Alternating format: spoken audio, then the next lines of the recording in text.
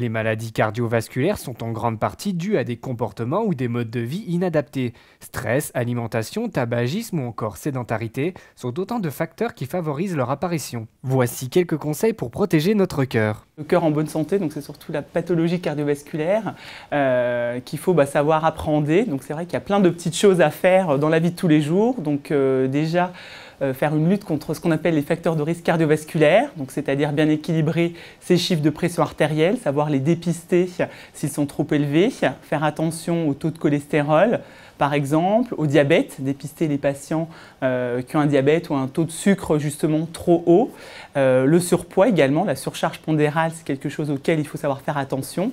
Et deux autres choses aussi très importantes qui sont l'alimentation, faire vraiment attention à son alimentation et également avoir une activité physique régulière. La santé de notre cœur commence par la table. Si une alimentation variée nous garantit un cœur en bonne santé, la consommation excessive de certains aliments va au contraire le détériorer. Ce qu'il faut éviter, justement, ce sont petit peu les penchants inverses de ce que je viens de vous dire. Donc, notamment en termes d'alimentation, il faut éviter très clairement tout ce qui va être grignotage, les aliments très salés. Ça, au niveau du cœur, au niveau du système cardiovasculaire, au niveau des chiffres de tension artérielle, ça ne fait pas bon ménage. La consommation d'alcool doit être modérée, car également une consommation trop élevée va majorer les chiffres tensionnels et peut aboutir à de l'hypertension artérielle. L'alimentation ne doit pas être trop sucrée. Donc pas trop salé, on l'a dit, et puis il faut faire attention également à tout ce qui est aliments gras. Et attention au gras qui peut être un petit peu aussi caché. Les viandes grasses, par exemple, faire attention, privilégier tout ce qui va être poisson, viande blanche, volaille, certaines parties du bœuf par exemple, dans l'alimentation. Et le but de tout ça, c'est vraiment d'avoir une alimentation équilibrée, de s'adapter à une alimentation. Il ne faut pas se restreindre, pas faire un régime qu'on ne pourra pas tenir. Le but, c'est vraiment d'adapter un mode de vie pour protéger son cœur.